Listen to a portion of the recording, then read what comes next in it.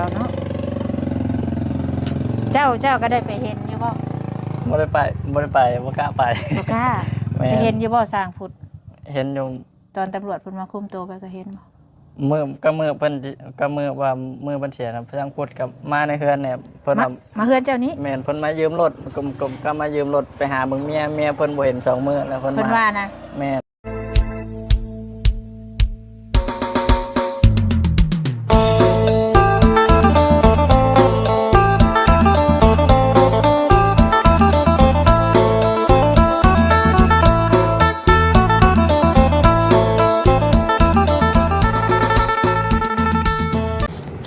มานี่กับทางเข้าบ้านน้องดาวเด้อพี่น้องเด้อมาบ้านน้องดาวมานี่มาเบิ่งก่อนว่าบ่ค่อยสิเคยได้ถ่ายเข้าไปทั้งนี้จักเทื่อเนาะเหยียบได้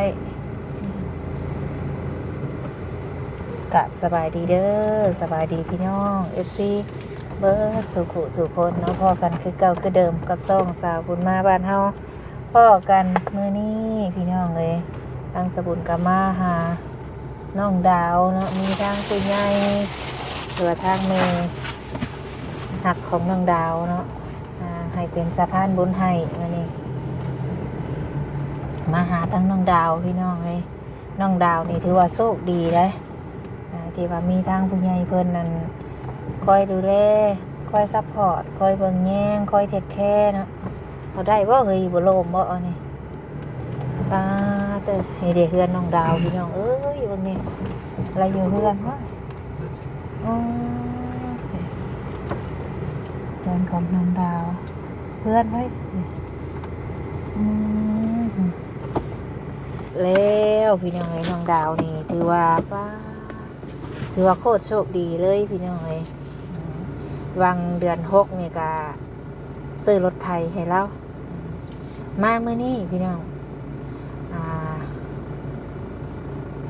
สีมาบอกข่าวดีเรามีแม่ใจดีหรือว่าแม่ฮักเราแหละให้ติดกล้องวงจรให้เฮือนน้องดาวว่าสัน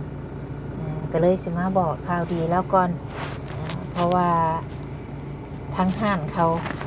ยังบ่ทันได้มาตอนนี้เนาะห้านเขานี่เพราะว่าเวียกเขาลายเขานัดช่วงบ่าย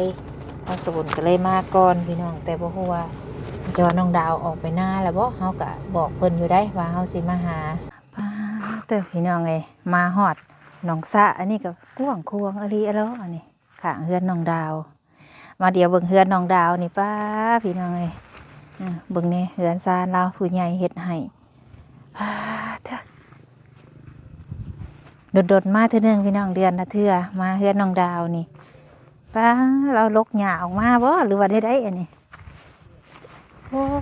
เธอคักแน่อะไรอะรอพี่น้องเอ้ยทางเฮือนน้องดาวนี่เด้น้องเพิ่นก็ได้เครื่องปลูกกองฟาง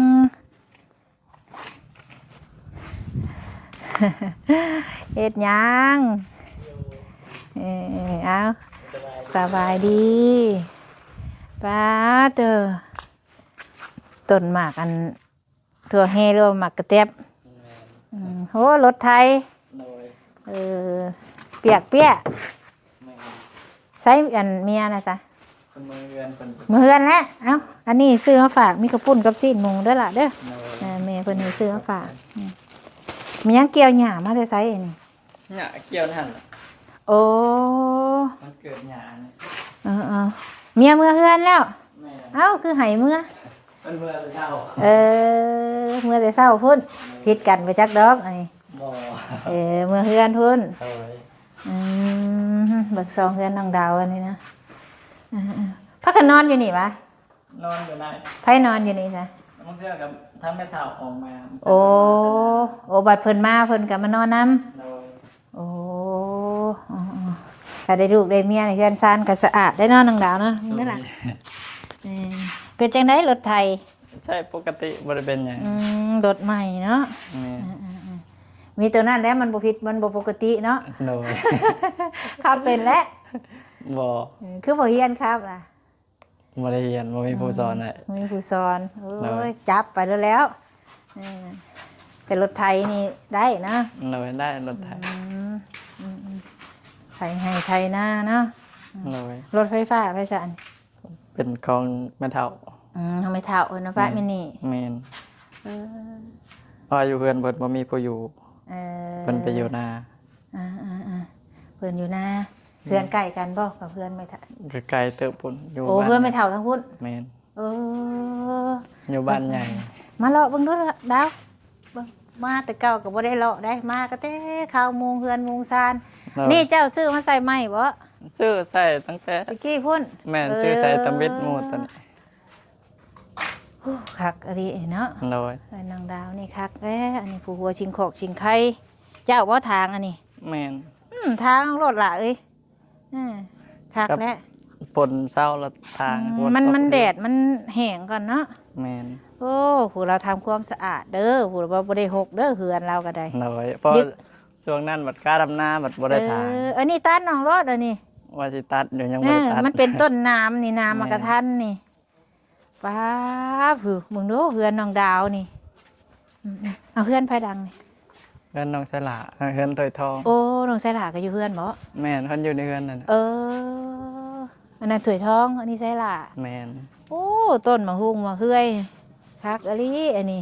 ซ้ำสิกินเนาะดาวเนาะ แม่น อันนี้เฮือนไผดังนี่ เฮือนน้องจ้อยตัวนี้ โอ้ตัวนี้เฮือนน้องจ้อยวะเฮือน แม่ ไผสารังนะ เฮือนน้องไม้แล้วก็เฮือนตัวใต้เฮือนตั้งแม่คำสักเฮือนพุทธสร้างพุทธอะไร โอ้ใช่เฮือนสร้างพุทธนะ หลังใต้ชุด หลังนะ แม่น อันที่เราเสียนะอยู่หันบ่ แม่นที่นั่นน่ะ โอ้ยหลังฝากกันเฮือนน้องไม้ไปนี้ แม่น โอ้ไผอยู่ซะเดียวนี่ ทั้งลูกเพิ่นบ่ลูกสาวเพิ่นมาแต่ไทย โอ้ยเว้าแล้วก็บังนาวเตะเลยพี่น้อง แม่น ว่าเรื่องสร้างพุทธนี่ สร้างเป็นแท้อันนี้โอ้ผู้ใหญ่บ่เฮ็ดเฮือนให้อันนั้นน่ะ แม่นทางผู้ใหญ่การซอย แต่บ่ทันได้ขึ้นอยู่บ่เรือนใด ยังบ่ทันได้ขึ้นอยู่ โอ้ยกระบาบแล้วเนาะ โดย ไอ้อยู่จุ่มเจียเดียวกันเบิดแต่ แม่น บัดอันตอนที่ว่าอันนั้นน่ะบ่มีไผฮู้ บ่มีไปโฮ กระบาบแล้วเนาะเจ้าก็ได้ไปเห็นอยู่บ่ บ่ได้ไปบ่กล้าไป บ่กล้า แม่ ไป น เห็นอยู่บ่สร้างพุทธ เห็นอยู่ ตอนตำรวจเพิ่นมาคุมตัวไปก็เห็นบ่ มือเพิ่นก็มือว่ามือเพิ่นเสียนะทางพุทธกับมาในเฮือนเนี่ยเพิ่น มา ว่า มาเฮือนเจ้านี้ แม่นเพิ่นมายืมรถกลมๆก็มายืมรถไปหาเบิ่งเมียเพิ่นบ่เห็น2มื้อแล้วเพิ่น เพิ่น มา ว่านะ แม่น มายืมรถเจ้า แม่น ไปหาเมีย แม่นแล้วก็ว่าทั้งลูกก็เอาให้เนาะก็บ่ได้ฮู้ว่าก็เพิ่นสิฆ่าเมียเนาะก็ให้ก็เพิ่นแล่นออกนอกแล้วเข้ามาเองก็เข้ามาเพิ่นแล่นออกนอกแล้วก็บ่ได้เห็นคนหลังเข้ามาว่าก็ทางแม่คำเสีย แต่ว่าเรามายืมรถเฮ็ดไปหาเมียเรา แม่น ขี่แท้ตัวเองค่ะ แม่น อ้ายช่างเป็นบ่คิดบ่ฝันในพี่น้องว่า แม่น เราสิเป็นจังซี่แล้วก็บ่ได้ผิดปกติบ่ดาว ก็บ่ฮู้แหละ เพราะว่าเราก็อยู่ของเราเนาะ แม่นเพราะว่าเพิ่นก็บ่แม่นว่าบ่เคยมาเพิ่นก็เคยมาตลอดยืมรถเอาไปห้านแหน่บางเทื่อก็บ่แม่นว่าเพิ่นบ่เคยมาในเฮือนหรอก โอ้ยกระบะเราเนาะ แม่นเพิ่นมายืมรถบางเทื่อก็ยืมรถออกห้านบางเทื่อก็มือเฮือนเพิ่นจังไดมา มาจบชีวิตแบบนี้พี่น้องเอ้ยคันบ่ฮักบ่แพงกันก็ส่งคืนกันก็ได้เนาะ แม่น อันนี้มาเฮ็ดกันเนี่ยนี่แบบจักสิเอิ้นจังไดพี่น้องแบบโหดเหี้ยมเอามาฮิตเลยหั่นนะ แม่นว่าง่ายฆาตกรรม แม่น เห็นในคลิปน้องสลาคืออันสร้างแก้วละว่าเนาะ แม่น มีดแทงว่าซั่นก็ว่าแทงขมับบ่ แม่นทั้งน้องดาวก็บ่ค่อยฮู้ปานใดบ่ได้ไปนํเพิ่นบ่กล้าไป ตอนเพิ่นไปส่งสการคนหลายบ่ หลายคนหลายอยู่ อืมถ้าเฮ็ดบาปแล้วเนาะลูกเรามีจักคนแม่คำค่ะ คือบ่ค่อยฮู้ปานใด โอ้ แต่ว่าสร้างคุดนี่บ่มีลูกบ่ มีแต่ลูกอยู่นํเมียเก่าเพิ่น มาเอาทั้งแม่คำนะยังบ่ทันได้จักคน ไอ้เฮ็ดมาโหดเหี้ยมเอามาเฮ็ดโพดเนาะ น้อย แบบว่า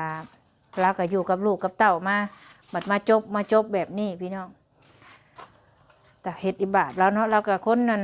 ดุคนมันได้เนาะเมียเราเนาะ แม่น สร้างพูดก็บ่คิดนะว่าสิเป็นจังซี่นะ บ่ แล้วติดยาบ่ดาว ก็แม่นอะกับเพิ่นติดยาในก็แม่น เอามานั่งกันล่ะ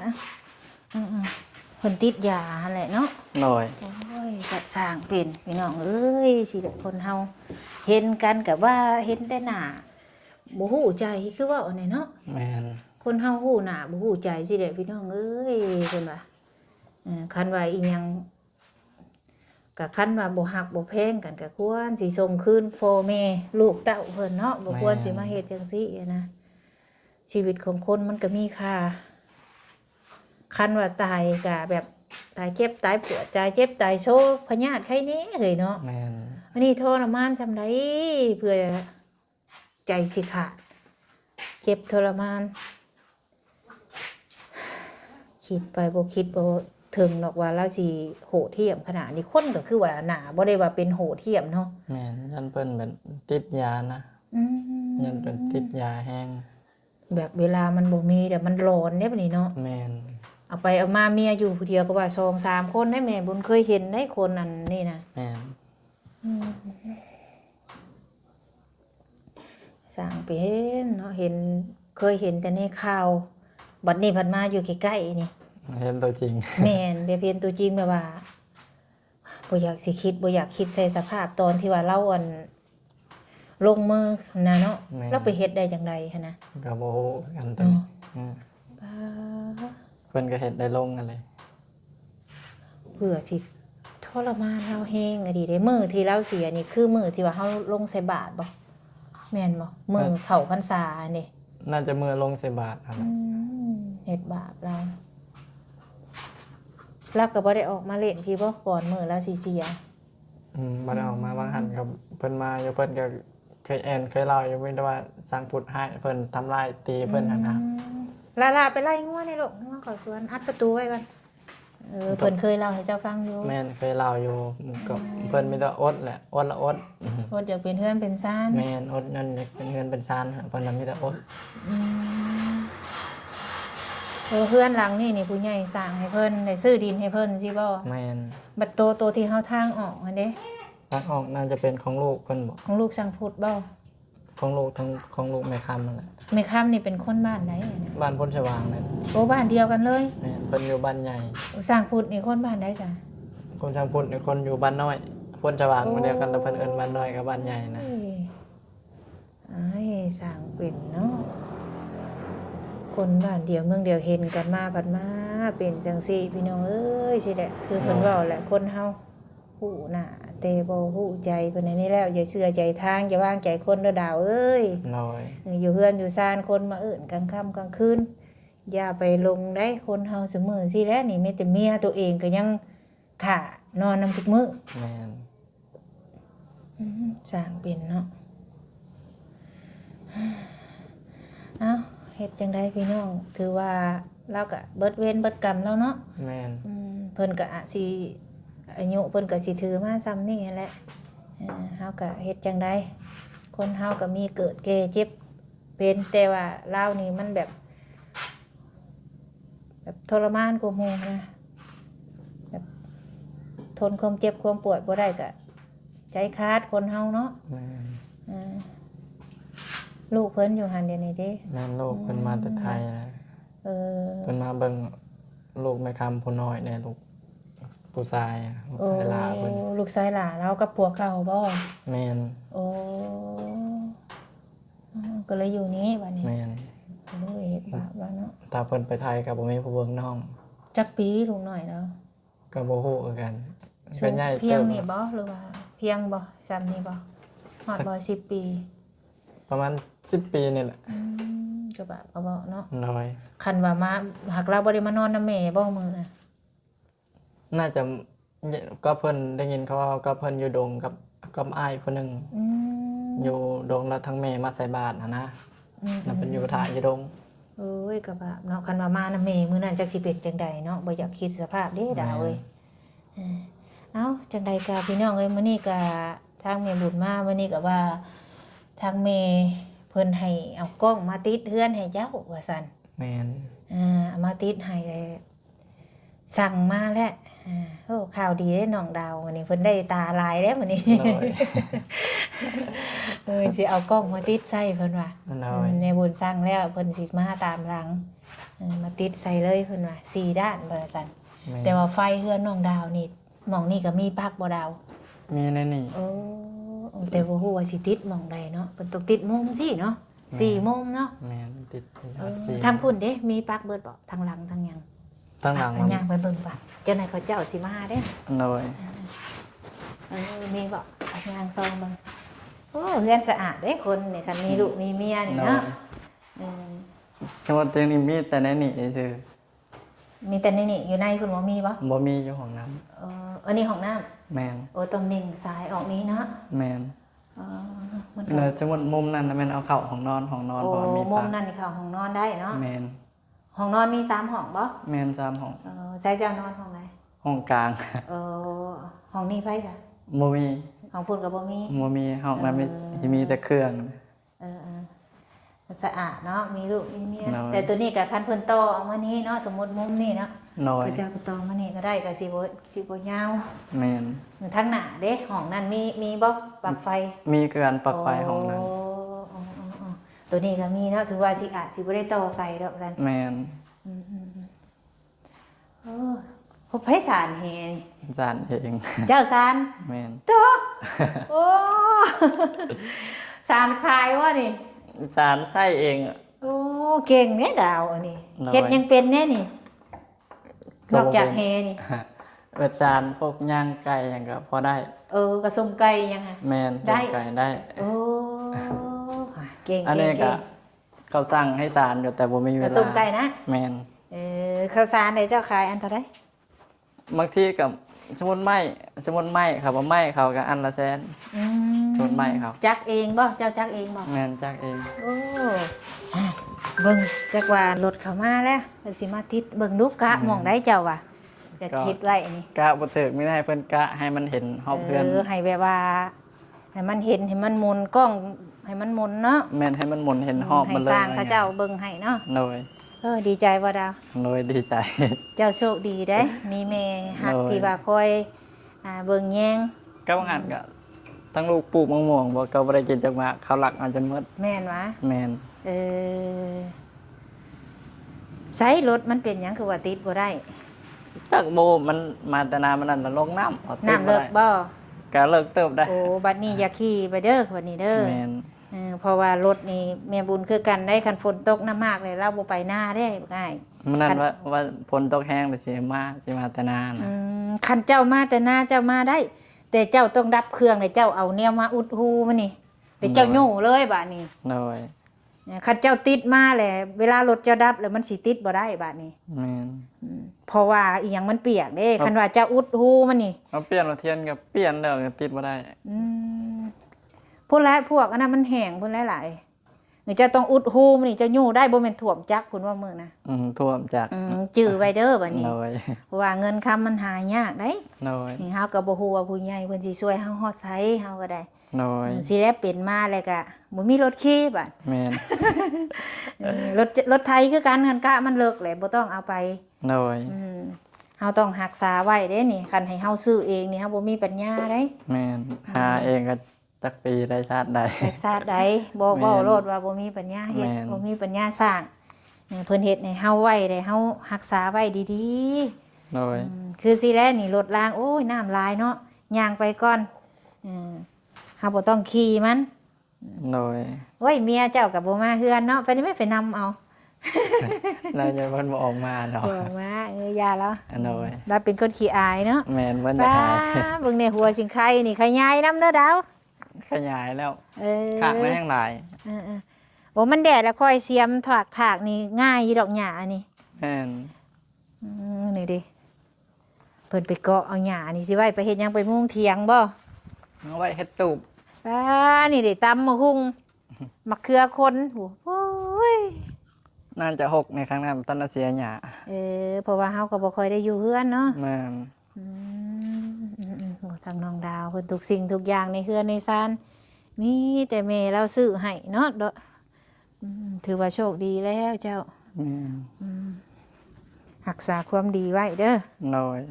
เพิ่นว่าบ่ายผู้ใดสิมาบ่แล้วบ่ทันได้ฮอดบ่ายจำดาวเว้ย แม่น โอ้เสียมเสียมจกอันนี้นี่เข้าได้นี่หมากนี่น้อยนี่ แม่น เสียหญ้านี่นี่ดิ ตัวหมากใหญ่มันนัก มันใหญ่อยู่ โอ้ยมันใหญ่ไปเลยอันนี้มันน้อยแต่พอดี น้อย งาม มันบ่ดีเสียซั่นน่ะ มันพอดีเสียเด้อเฮือนน้องดาวบ่ได้หัวบ่ดาว บ่ได้หัว ในเฮือนใหญ่นี่บ่ได้หัวบ่ หัวเท่าในนี่ในเฮือนครัวในบ่อนสร้างพุดมุง หวนสร้างพุทธโมงพอเรื่องสร้างพุทธมาเลยคนมังนาวแตก แม่น คิดญาตินี่เนาะดาวเนาะ ไว้ง่ายก็เทกันปอกกันเปื้อนเอาเพิ่นหมดแหละ เออ เพิ่นครัวในก็ กับ แม่น เมียเพิ่นติ แม่นกับเมียเพิ่น มาจบชีวิตด้วยแบบนี้ มัน ตั ก็ ว บ่ เพิ่นเองก็บ่ฮู้สิเป็นจังไดแล้วบัดนี้เนาะ แม่น เจ้าเห็นพอตอนตำรวจมาเอาเรา ก็เห็นอยู่ เออ คอยเบิ่งแต่เฮือนไปเห็นอยู่มื้อเพิ่นเอาเข้าไป เราก็บ่ได้ลบบ่ได้หนี้ บ่เพิ่นก็บ่ได้ เราเป็นคนบอกเองบ่ว่าเราค่ะ จังได้ยินเขาว่าบัดเขาจับไปแล้วเพิ่นจังยอมรับเอาเพิ่นให้ค่ะ อืม ในนี่ก็เพิ่นบ่ได้ยอมรับเอาเพิ่นเฮ็ด อืม เพราะอันใดเพิ่นก็บ่ได้ยอมเอาเพิ่นเฮ็ด เจ้าบ่เฮ็ดจักไผสิเฮ็ดเนาะอยู่ในเฮือนเจ้า แม่นแต่เก่าเพิ่นไปก็บ่เคยปะกันนะไปนํกัน เออเฮ็ดบาปเราเนาะ แม่น เราจมอยู่ว่าเพิ่นให้แต่อดเอาเราว่าติ แม่น เบิ่งคนก็บ่ได้ว่าทรงสิให้เนาะหน้าแล้วก็หน้าธรรมดาได้สร้างโพดกัน แม่น บ่คิดบ่ฝันว่าสิมาฮอดจุดนี้พี่น้องเอ้ยสิได้คนเฮาเพิ่นยังบอกอยู่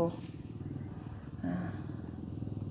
โอ้เฮือนน้องจ้อยข้างๆใกล้ๆเจ้านี่ แม่นอยู่ข้างห เอ ลัง อมีเมียนะบ่น้องจ้อย ยัง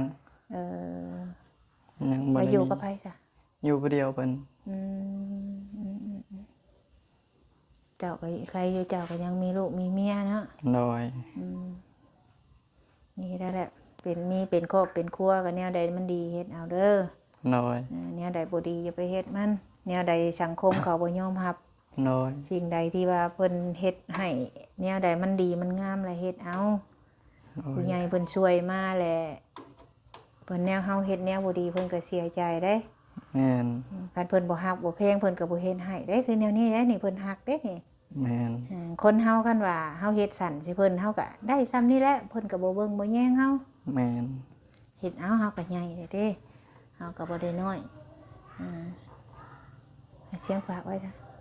เรียกว่าเฮือนน้องจ้อย เออ ก็หลายคนดอกหมู่เพิ่นมาเล่นนำ อืมเอาน้องหล่ะบ่ได้ไปเฮ็ดเวียกบ่มื้อนี้